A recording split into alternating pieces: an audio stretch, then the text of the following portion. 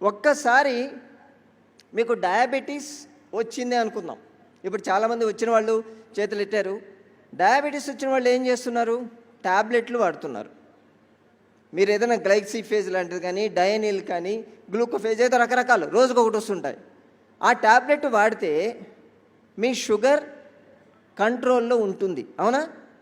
నాకు ఎప్పుడు కంట్రోల్లో ఉందనే చెప్తారు. అంటే ఏం చేస్తుంది ట్యాబ్లెట్? లోపలికి వెళ్ళి లోపల ఉన్నటువంటి షుగర్ని తినేస్తుందా? తినదు. ఎందుకంటే అదేమో ఆర్గాన్ కాదు కాబట్టి. పోనీ మన సెల్స్ లోపలికి బలవంతంగా షుగర్ని పంపిస్తుందా? పంపించే కెపాసిటీ దానికి లేదు. ఏం చేస్తుంది? మీ బ్లడ్లో ఉన్నటువంటి షుగర్ని తీసి యూరిన్ ద్వారా బయటకు పంపిస్తుంది. ముఖ్యంగా మెట్ఫార్మిన్ అనేది బ్యాండ్ డ్రగ్. యాక్చువల్ చెప్పాలంటే దాన్ని వాడితే డేంజర్ అని చెప్తున్నారు. మన ఇండియాలో విపరీతంగా వాడతారు. మెట్ఫార్మిన్ కాంబినేషన్లో ఉండేవి కనీసం 4-5 టాబ్లెట్లు ఇస్తారు రకరకాల బ్రాండ్ నేముల మీద. అంటే మన బ్లడ్లో ఉన్నటువంటి షుగర్ని తీసుకొని యూరిన్ ద్వారా బయటకు పంపిస్తుంది. అంతే, మొత్తానికి బ్లడ్ని అయితే ఖాళీ చేసేస్తుంది. బ్లడ్ మీరు ఎప్పుడు చూసినా షుగర్ నార్మలే ఉంటుంది. కానీ మీ యూరిన్ ద్వారా వచ్చేటువంటి షుగర్ని, గ్లూకోజ్ని మీ యూరినరీ ట్రాక్ట్లో ఉండేటువంటి బ్యాక్టీరియా తింటుంది. అంటే మీ బాడీలో ఉండేటువంటి సెల్స్ తినాల్సిన దాన్ని బ్యాక్టీరియా తింటే యూరినరీ ట్రాక్ట్ ఇన్ఫెక్షన్ పెరిగిపోతుంది. లోయర్ యూరినరీ ట్రాక్ట్ ఇన్ఫెక్షన్ కాస్త అప్పర్ యూరినరీ ట్రాక్ట్ వెళ్తుంది. ఫైనల్గా మీ కిడ్నీ ఎఫెక్ట్ అవుతుంది. కిడ్నీ ఎఫెక్ట్ ఏంటంటే CKD అంటారు, క్రానిక్ కిడ్నీ డిసీజ్.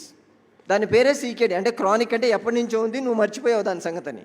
ఫైనల్గా మీ కిడ్నీ ఎఫెక్ట్ ఏంటంటే ఇంక స్టార్ట్. క్రియాటిన్ పెరిగిపోతూనే ఉంటుంది, యూరిక్ యాసిడ్ లెవెల్స్ పెరుగుతాయి, బ్లడ్ యూరియా పెరుగుతాయి. ఇంకా ఫైనల్గా మెల్లమెల్లగా మీ కిడ్నీ లోపల ఉండేటువంటి ప్యారంకైమల్ సెల్స్ డ్యామేజ్ అవుతాయి. దానిలో మళ్ళీ స్టేజ్ 1, స్టేజ్ 2, స్టేజ్ 3, స్టేజ్ 4 అయిపోద్ది. తర్వాత డయాలసిస్. ఇంకా కిడ్నీలు పనిచేయవు. డబ్బులు ఉంటే ట్రాన్స్ప్లాంట్ చేయించుకో, లేకపోతే ప్రతి 2 రోజులకు ఒకసారి వచ్చి మీ డయాలసిస్ చేయించుకొని బ్లడ్ మొత్తం మార్చుకుంటూ వెళ్ళు. ఇది జరిగేది. ఏ డాక్టర్ అయినా మీకు చెప్తాడా? ఈ విషయం డాక్టర్కి తెలీదా? ట్యాబ్లెట్ ఇచ్చేటువంటి ప్రతి డాక్టర్కి తెలుసు జరగబోయేది ఇదే అని తెలుసు. డయాబెటిక్ నెఫ్రోపతి అంటారు. ఇంత మీకు షుగర్ లెవెల్స్ వెళ్ళినప్పుడు లోపలికి బ్లడ్ లోపలికి వెళ్ళిపోయి అక్కడ ఉన్నటువంటి నర్వ్ ఎండింగ్స్ మీద ఉండేటువంటి మయలిన్ షీత్ని డ్యామేజ్ చేస్తుంది. సో డయాబెటిక్ న్యూరోపతి వస్తుంది. అదే వెళ్ళి సున్నితంగా ఉన్నటువంటి మన కంటి పొరను డ్యామేజ్ చేస్తే డయాబెటిక్ రెటినోపతి వస్తుంది. ఈ 3 వస్తాయి ఎప్పుడు? టాబ్లెట్లు వాడడం వల్ల. పోనీ ఇన్సులిన్ తీసుకుందామా అంటే ఇన్సులిన్ పొడుచుకుంటూ కూర్చోవాలి. పొడుచుకుంటూ కూర్చుంటే అది కాస్త సగం అబ్జర్వ్ అవుతుంది, సగం అబ్జర్వ్ కాదు. ముందు 25తో స్టార్ట్ చేస్తారు, తర్వాత 250కి వెళ్ళిపోతుంది.